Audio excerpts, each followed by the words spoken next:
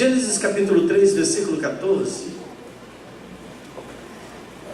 Esse texto que certamente é muito conhecido por você, e eu quero fazer uma consideração rápida naquilo que ele envolve, conectado a esse tempo que estamos vivendo hoje, que é a proclamação, a celebração da ceia do Senhor. Em Gênesis capítulo 3, o versículo 14, é um momento de julgamento, é um momento que se segue posterior ao pecado de Adão e Eva, e então Deus está chamando aos três, Adão, a Eva e a Satanás, que ali estava numa prefigura, numa figura de uma serpente. E no versículo 14 diz a palavra: então Deus determinou a serpente: porque fizeste isto, ou seja, de enganar, de sugerir a desobediência a Adão e Eva, maldito ou maldita entre todos os animais domésticos tu és entre todos os animais selvagens. Rastejarás sobre o teu próprio ventre e comerás do pó da terra todos os dias da tua vida. Estabelecerei inimizade. A palavra mais correta é ódio. Estabelecerei ódio, ou seja, uma repulsa entre você, entre ti e a mulher, entre a tua descendência e o descendente dela. Então, há duas descendências aqui invocadas por Deus. Entre a tua descendência, a descendência então falando de Satanás, e obviamente não está falando aqui sobre geração de anjos, mas está falando sobre a descendência daqueles que então passaram a se tornar servos de Satanás, ou seja, toda a humanidade em sua história de vida passa a nascer debaixo do pecado da desobediência. E o Senhor está aqui declarando que Ele colocaria essa inimizade, e a palavra mais adequada é ódio, é uma impossibilidade total e completa de acordo entre você e a mulher, entre a tua descendência e o descendente dela, porque o descendente da mulher, está apontando para Jesus. Este te ferirá a cabeça, mas tu lhe picarás ou ferirás o calcanhar. Então, esse texto aqui é um versículo na Bíblia. Todos nós sabemos que existem 4 evangelhos, né? Mateus, Marcos, Lucas e João. Mas o texto de Gênesis, no versículo 14 e 15, mais especificamente o versículo 15, é conhecido na Bíblia como proto-evangelho. Proto vem da palavra proto, que quer dizer primeiro. Então, pela primeira vez, é declarado aqui no livro de Gênesis, ou seja, no Antigo Testamento, a vitória do Cordeiro, que é revelada nos 4 evangelhos: a morte de Jesus, a ressurreição de Jesus. Na verdade, aqui marca o começo e o início de uma história, de uma guerra, de um conflito cósmico que passa a afetar toda a história da humanidade desde aqueles dias, nos nossos dias e nos dias que ainda se virão. A partir desse momento, algo fica muito claramente estabelecido como 2 ambientes, ou 2 lugares onde gerações iriam se levantar e elas estariam sempre em oposição. Eu quero que essa noite a gente possa compreender que existe uma relação que envolve a minha vida e a sua vida nessas descendências, nessas duas descendências. Quando o Senhor aqui está dizendo, eu vou colocar ódio, eu vou colocar uma ação de repugnância entre esses dois lugares de geração e de descendência. Então, queira você admitir ou não, nós estamos em guerra contra toda a obra das trevas. E Satanás faz guerra contra os santos de Deus. Mas aqui, já em Gênesis do capítulo 3, o Senhor já declara que descendência vai vencer. Aqui ele já declara a vitória de Cristo Jesus e toda a sua descendência. Ele faz parte dessa descendência. Uma coisa que também passa a mostrar em vários momentos, a partir desse fato iniciado aqui em Gênesis, é que por várias vezes nós vamos ver expressões que estão conectadas à serpente. Quem observa uma serpente, e eu estou falando de serpentes que de fato trazem como objetivo final matar a sua presa.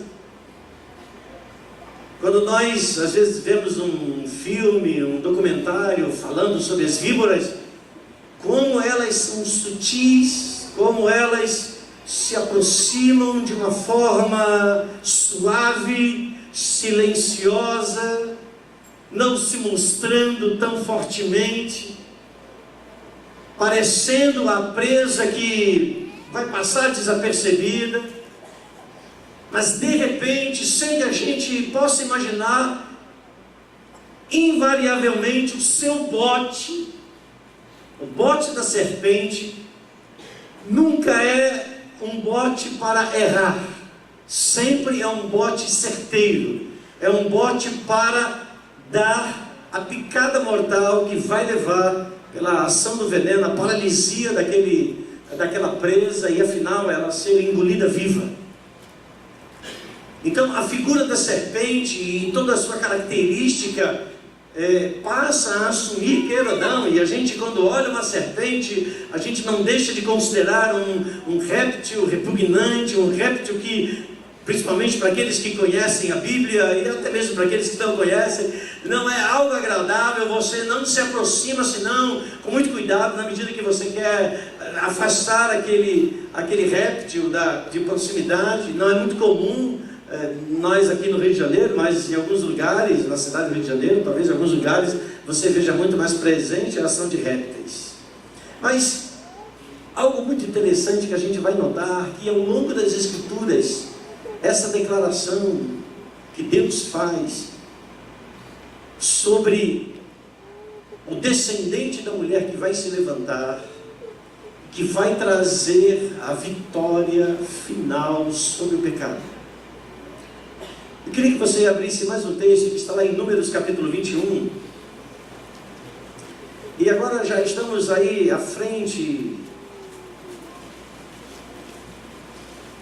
um bom número de séculos. Estamos no momento onde o povo de Israel está caminhando, saindo do Egito em direção à terra prometida, em direção a Israel, essa terra que nós que estivemos lá recentemente, os irmãos aqui puderam estar em alguns desses lugares.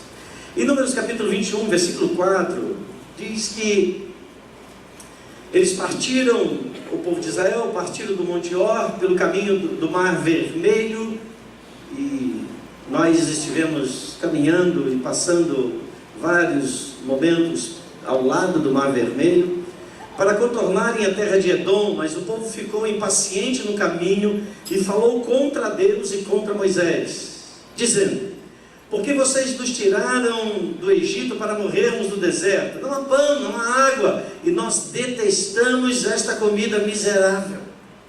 Irmãos, a comida que Deus está dando. Então Deus enviou serpentes venenosas que morderam o povo e muitos morreram. O povo foi a Moisés e disse: pecamos quando falamos contra o Senhor e contra você. Ore agora, pedindo ao Senhor que tire as serpentes do meio de nós. As serpentes sairão do nosso meio. As serpentes não coabitarão conosco. 2 améns, 3 améns. A serpente não tem lugar na sua casa. A sua casa não é casa de víboras. A sua casa, o seu território não pode ser compartilhado com serpente, porque serpente destrói, serpente causa morte, serpentes têm um veneno mortífero. Mas aqui não está falando de poderes das trevas, aqui está falando então de serpentes, animais mesmo.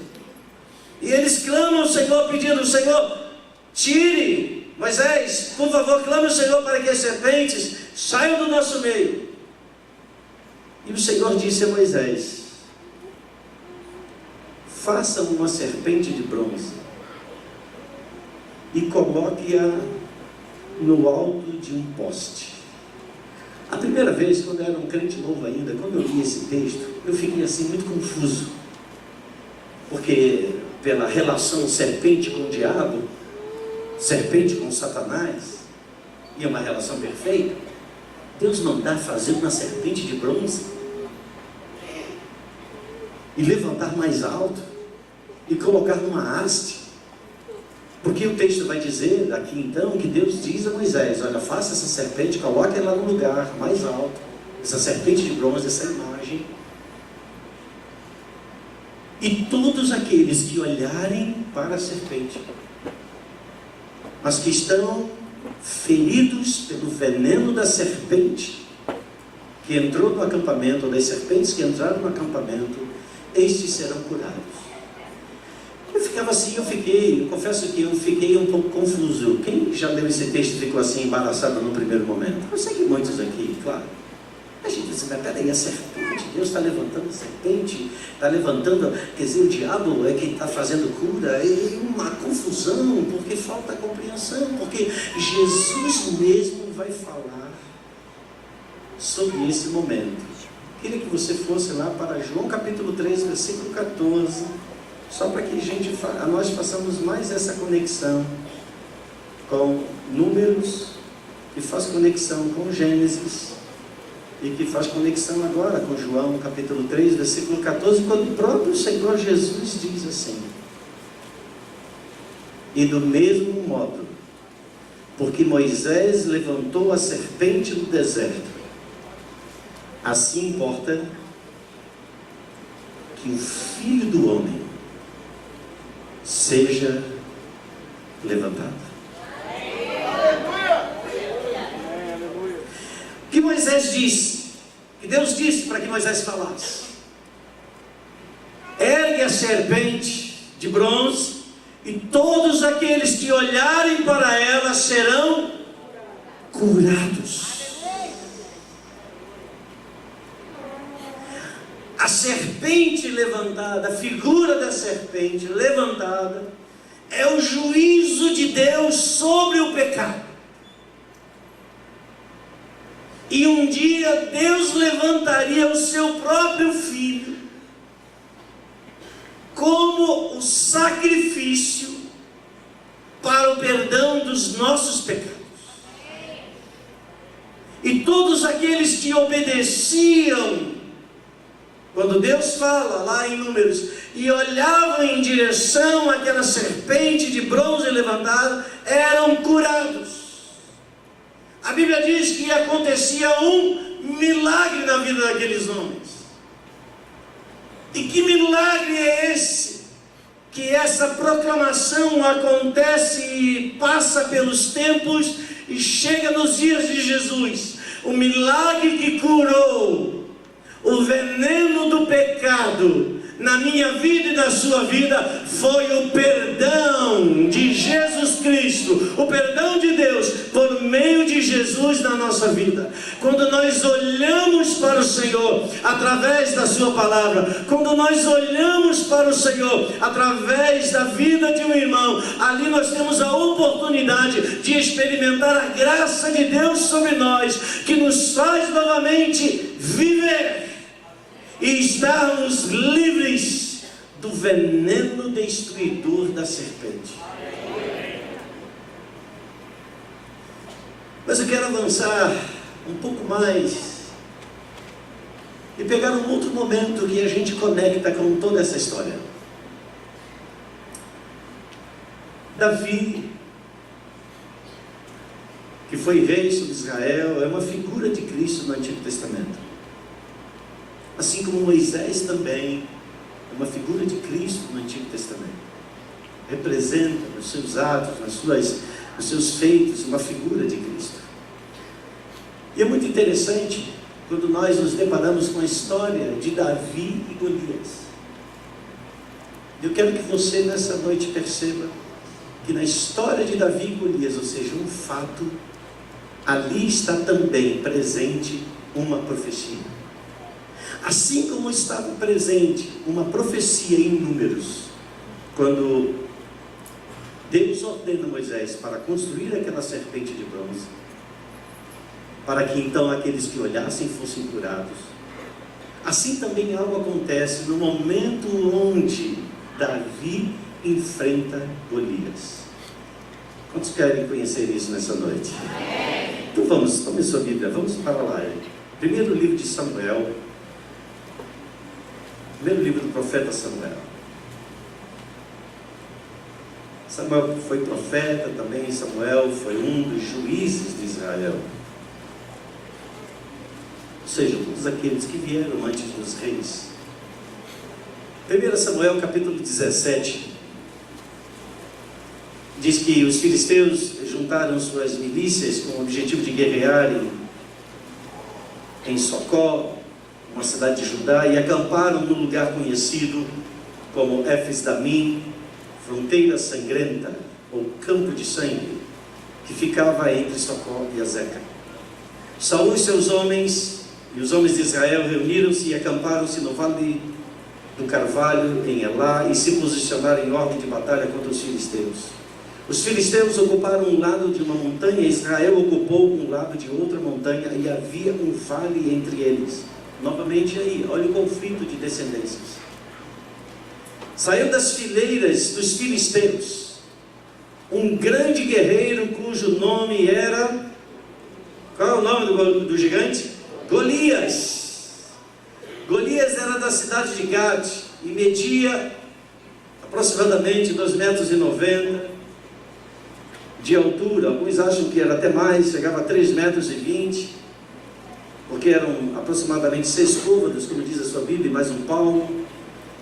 É claro que meu palmo é 20 centímetros, mas se for o palmo de Valdeci é 50 centímetros. Cadê Valdeci? Ah, tá aqui, olha lá. Estica aí, ó, o palmo de Valdeci, 50 centímetros. Mas o texto aqui, Valdeci, não está citando você, acho que está mais próximo da minha mão, 20 centímetros só. Olha as características de Golias. Versículo 5, vocês estão comigo? Ele usava um capacete de bronze e vestia o quê? O quê, gente? Um capacete e uma... Alguém da sua Bíblia tem escrito aí uma couraça de escamas? Escamas. Alô? Quem já viu uma cobra? Quem já percebeu uma cobra? A cobra, ela tem escamas.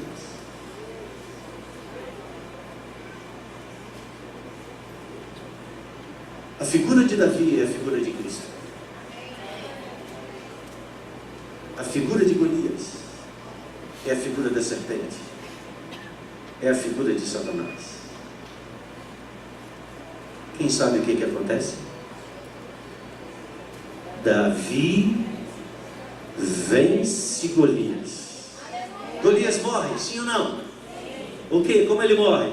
Davi lança a pedra e a pedra atinge a testa, a cabeça de Golias e Golias cai por terra. E aí acabou a história, sim ou não? Não! Veja que o homem já estava morto. Se ele já estava morto, Golias, para que fazer mais alguma coisa? Mas a sua Bíblia e a minha Bíblia diz que Golias, melhor, Davi fez algo a mais. Davi pega a espada do próprio Golias e faz o quê?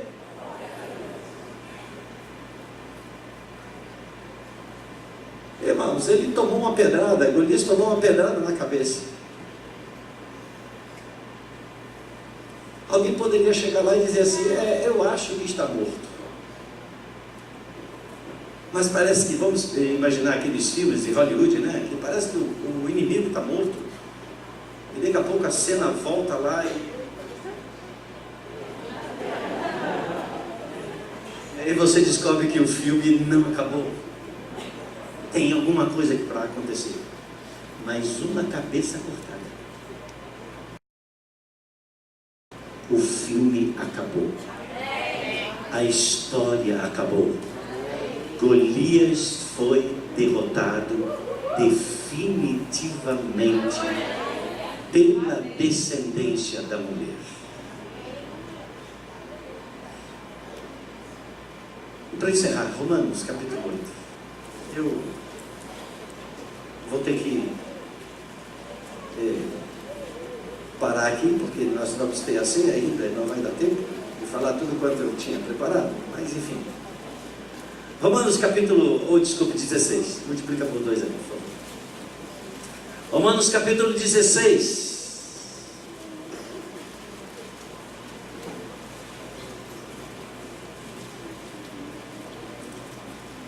Quantos estão preparados para ler esse texto? Em Gênesis o Senhor disse: eu vou levantar o descendente da mulher, e o descendente da mulher ferirá a tua cabeça, mas tu, falando a serpente, vai ferir o calcanhar. Uma ferida não mortal, mas a ferida na cabeça seria a ferida mortal. No livro de 1 Samuel você acabou de ler, Davi enfrentando Golias, derruba Golias no chão e corta ali a cabeça, ferida mortal. E Romanos capítulo 16, versículo 20, esse texto é para falar de pé.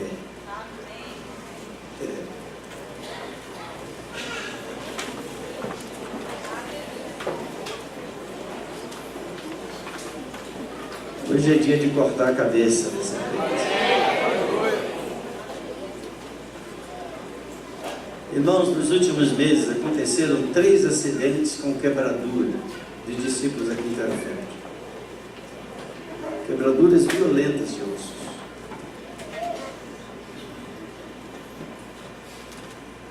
Não existe coincidência no mundo espiritual.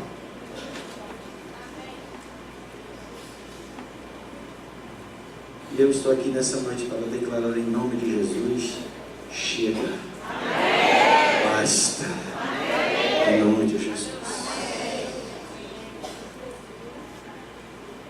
Porque o meu Cristo, o seu Cristo, tinha uma palavra sobre ele: nenhum dos seus ossos será quebrado. E não foi quebrado. Mas o texto de Romanos capítulo 16, versículo 20, toma fôlego aí. Vamos lá, toma fôlego aí, irmãos.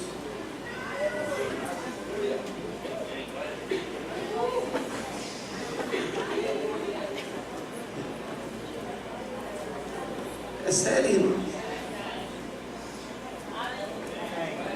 Aleluia. Toda arma forjada contra ti não prosperará. Essa é a palavra do Senhor. Toda arma forjada contra a tua casa, contra a tua família, contra os teus ossos, não prosperará. não prosperará. Diga: na minha casa não. Diga: no meu território não. Porque está escrito. Diga: está escrito. Em breve, o Deus da paz esmagará Satanás debaixo dos vossos pés. Em breve, o Deus da paz esmagará. Gênesis 3,15. Gênesis 3,15. Jesus foi levantado para que pelas suas feridas nós fôssemos sarados. Quando Jesus foi levantado, sendo nós infiéis a Ele, Ele se tornou para mim príncipe da paz. Ele fez a paz que nos restaurou a nossa comunhão com Deus. E ninguém, nem altura, nem profundidade, nem coisas desse tempo, nem poderes, nem principados, nada pode nos separar do amor que significa tudo aquilo que Cristo conquistou pela minha vida e pela sua vida. É claro que podem ocorrer acidentes acontecem. E a gente não pode atribuir a todo acidente que acontece: isso é o diabo, isso é o diabo, isso é o diabo, isso é o diabo. Se eu fecho os olhos e vou caminhando, eu vou tropeçar, eu vou meter a cara no chão. Se eu quebro as leis da física, eu vou sofrer meu corpo, porque eu estou indo contra princípios. Por mais que isso não necessariamente seja pecado. Acidentes podem acontecer. Mas não seria muito estranho, na casa de quem quer que seja, de repente as pessoas começarem a se quebrar ali? Quebra pé, quebra bacia, quebra braço. O que está acontecendo? Aqui é uma casa. E essa casa tem pai. Que está atento.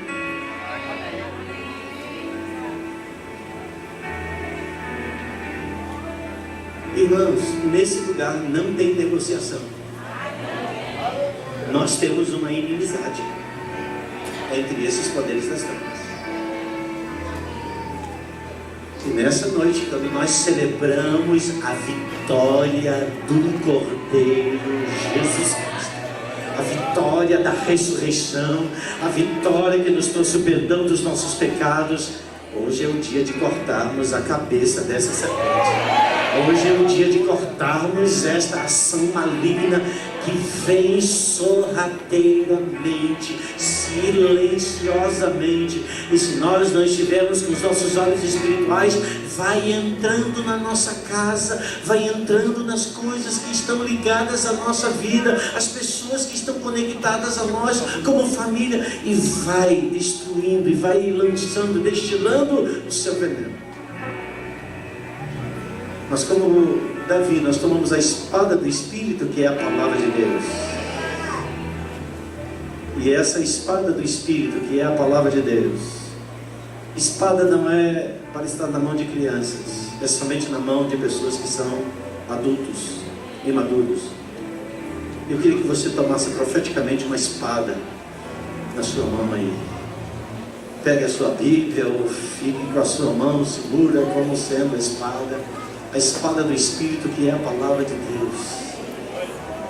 Em nome de Jesus, nós somos filhos da redenção, nós somos descendentes de Cristo Jesus, nós estamos ligados à raiz da oliveira, que é Jesus. Jesus é a raiz da oliveira.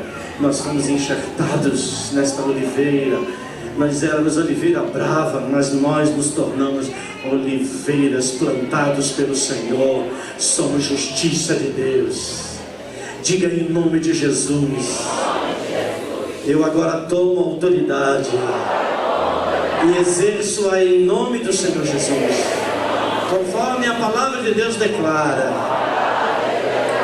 E eu digo agora: toda a operação das trevas, toda ação de demônios, na sutileza do seu agir, na forma rastejante como se manifesta, eu digo agora: meus olhos estão te vendo.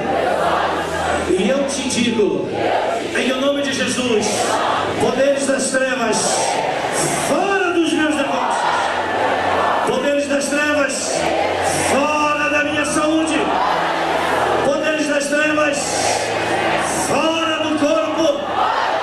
Poder das trevas, toda influência, toda sutileza, eu desvendo agora e tomo a espada do Espírito e corto a tua cabeça e corto os teus planos, desligo em nome de Jesus.